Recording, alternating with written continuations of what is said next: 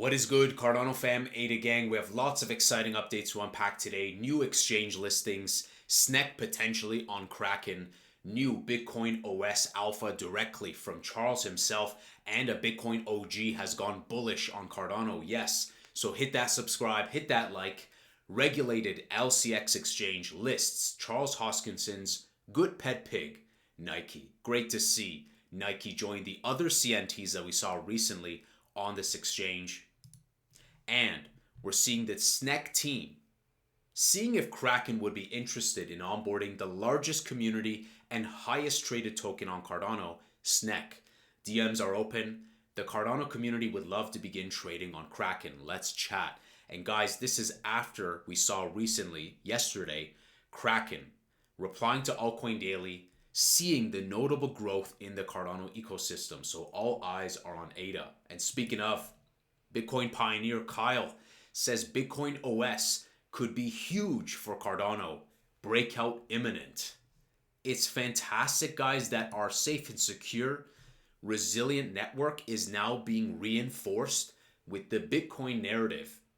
He says Cardano has officially joined Bitcoin's ecosystem through the BitcoinOS Grail bridge. Well, that and more. This makes them the first layer 1 blockchain to do this. This means that Cardano will tap into Bitcoin's massive liquidity, bridging the gap between Bitcoin and DeFi. This could be huge for ADA. Founder Charles Hoskinson calls it a homecoming. Welcome home, Bitcoin. Breakout equals imminent. Great to see this post. I was very surprised to see this post. He has a big following on Twitter, on YouTube, and elsewhere. So big shout out to Kyle for that. Appreciate it. So let's dive into the BitcoinOS goodness. Remember that BitcoinOS isn't a bridge, it's a brain. And that brain is going to let Bitcoin flow into the crypto world. And they finally get to ditch their boring lives and enjoy DeFi, GameFi, and the magic of smart contracts. First stop, Cardano. Now, at the end, we'll do a recap. Whether your Bitcoin stays at home or goes to visit other chain, it doesn't impact the Bitcoin network.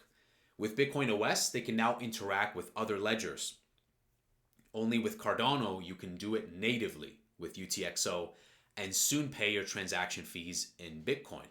This means Bitcoin now has a smart contracts layer. Now, this was a great question and response. May be wrong in this, so feel free to clarify, Charles. Would Bitcoin holders given access to Cardano smart contracts by BitcoinOS be able to leverage the privacy features touted through Midnight Network and eventually get access to a variety of crypto through Babel fees? He says yes. So that's fantastic, being able to access a variety of crypto through Babel fees, which we'll explain later, but also taking advantage of Midnight Network, the smart contract ecosystem. Eden gets it. With Babel fees, you can pay in Bitcoin and both Cardano and Bitcoin win, which is fantastic, guys. You can pay in Bitcoin, but Cardano still wins. This was the vision I signed up for in 2010. There's no way I'm paying BTC, but I want to spend my ADA. It consumes ADA under the hood. So Bitcoin transactions equals direct demand for ADA. Basically, it's like tourism for the economy. So guys, with Babel fees, with users choosing whatever they want, ADA still benefits. That's the TLDR. To put it simply, it consumes ADA under the hood, which is fantastic. Babel fees doesn't mean that we're leaving ADA. Midnight Network doesn't mean that we're leaving ADA. Everyone can benefit, and ADA is really the heart of it all. Hey Sunday Swap, I heard that Bitcoin might be looking for a decentralized exchange for all the assets that can now be issued through BitcoinOS. And some people were like, well, why not MinSwap, etc.? Bring them all. The more the merrier. So we could be seeing a bunch of new listings on these dexes. Now that Bitcoin's back in the family and innovating again, thanks to BitcoinOS, I will relaunch the Bitcoin Education Project in 2025 and produce a new edition of my course. We're also going to prepare Aiken education for Bitcoin developers, including hosting on Go Maestro and using GitHub. With Babel fees, this is very exciting, guys, and we're going to learn more. Bitcoin developers can develop hybrid Cardano Bitcoin applications in Aiken and pay their transaction fees in native Bitcoin. DeFi is coming to Bitcoin and it will dwarf anything Solana and Ethereum have done. These are pretty big words to hear from Charles, that it will dwarf anything we've seen on Sol and ETH. Hey, I really like the optimism and the charisma. Why not? Bring all the liquidities, the liquidity, bring it all. USDA these nuts, USDC these nuts, USDM these nuts, USDT these nuts, and DJ Ed as well. I'm gonna just call it DJ Ed. So let's go over some of my recaps here on Twitter. So Charles confirms Bitcoin users will access Cardano smart contracts, midnight privacy features via BitcoinOS, and access many cryptos via Babel fees. Only Cardano can do it natively with UTXO. Bitcoin now has a smart contracts layer. Secondly, he says that with Babel fees, Bitcoin developers can develop hybrid apps for Cardano and Bitcoin in Aiken and pay their transactions fees in native BTC. DeFi is coming to Bitcoin, and as we heard, will dwarf anything we've seen on Solana, Ethereum. Finally, with Babel fees, you pay in Bitcoin. Both Cardano and Bitcoin win, and Babel fees consume ADA under the hood. ADA transactions equals direct demand for ADA. Basically, it's like tourism for the economy. So let's go over some fantastic clips from the Animoca Co-Founder regarding culture and gaming. What a deep, intelligent, highly intelligent man this guy is. He says 3.4 billion people play games. Culture always sits on top. We have fast AI mining GPUs because of gaming. NVIDIA wouldn't exist if gaming didn't happen. People wanted fast GPUs to play games better, not for money. Remember why you guys got into gaming in the original moments, right? To crank up the settings, higher FPS, higher resolution, more fidelity, more detail, be communicating with your friends, go on Xbox Live, Ventrilo, then came Skype, then came Discord, it was all to push the threshold of performance. And so if the gaming industry didn't happen, NVIDIA wouldn't exist. So innovation, as he said at the end, begins with joy, fun, entertainment.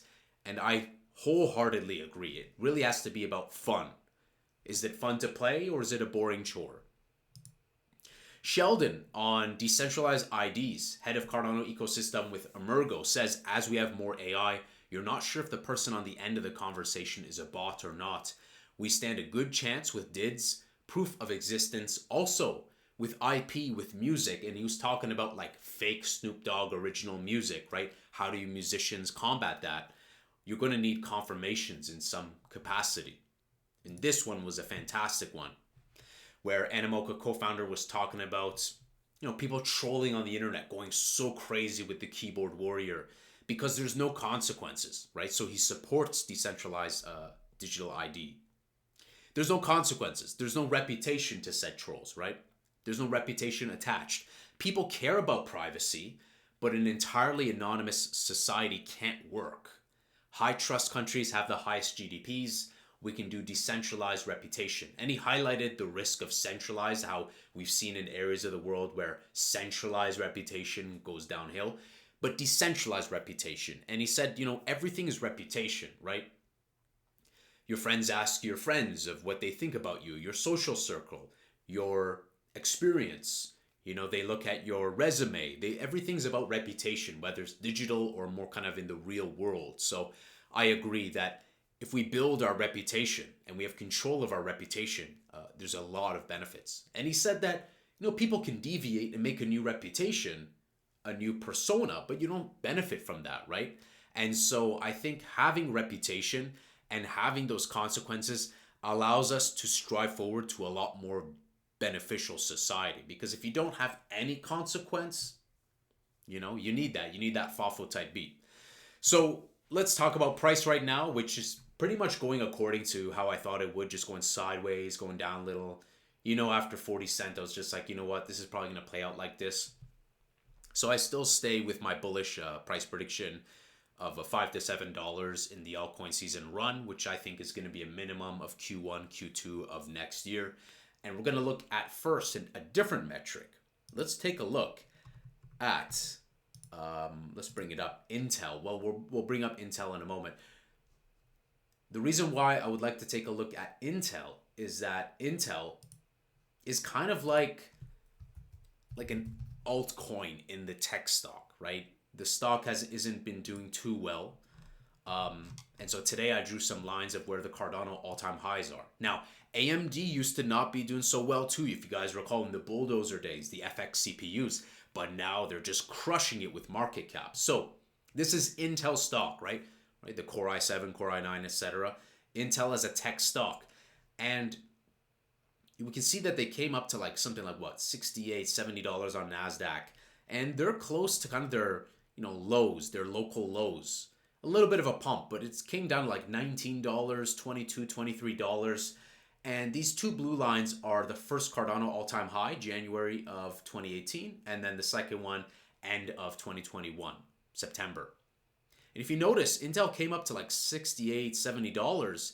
Even here, it was quite high, around the $60 range. So it's around $60 range, around $70 range. It's nowhere near. And the reason why this is important is that this kind of is reminiscent of that Russell index, the shite coins. Even though Intel, it's an insult to call it shite coin. But it's like, it's not at the level of market cap of NVIDIA and AMD, etc., Meta and whatnot, Microsoft, right? This is like a $90 billion, I think, something like that project. So when this starts running, I'm sure that as this starts running also, we'll probably also see this tumbling. And as this is tumbling, we're going to come back to these levels where Bitcoin dominance right now is close to 60%. When it tumbles, we'll probably also see simultaneously Intel price rising as well. Intel's not going anywhere, right? They're always going to be around. They're making products. It's just sentiment and a variety of other probably business pains that they're experiencing. AMD coming around really strong.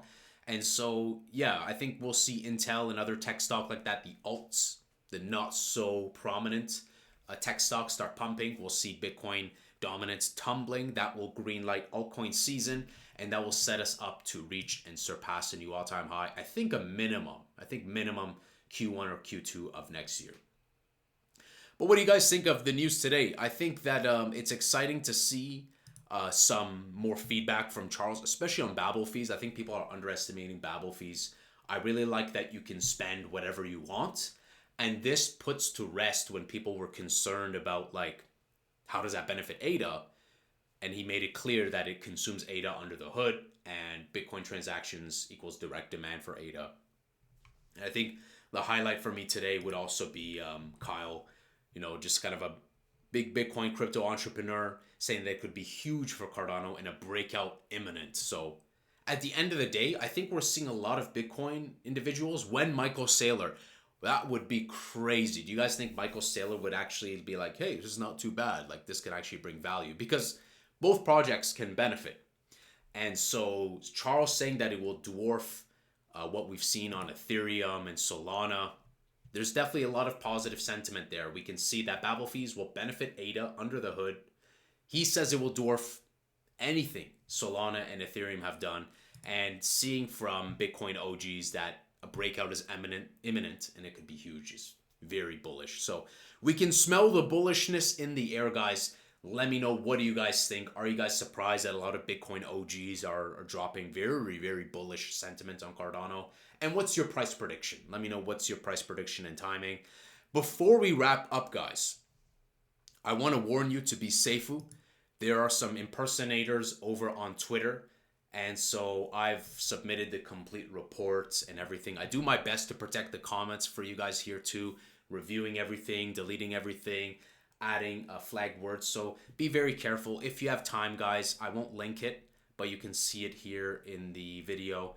Please go ahead and submit a report. There's always going to be these impersonators, so please be careful. Be safe out there. At the end of the day, we have to work with excellence and integrity, and this ain't it. This ain't it. So it is what it is. I guess we're doing something right. So be careful for impersonators. I will never ask you for money in the comments or anything. So I always do my best. But as we're approaching the peak season, there's going to be more of this. So if you don't mind reporting this impersonator, it would be much appreciated. And I want to thank you guys for helping us get close to 6K subscribers. So hit that subscribe, hit that like. I'll see you in the next Angry Crypto Show.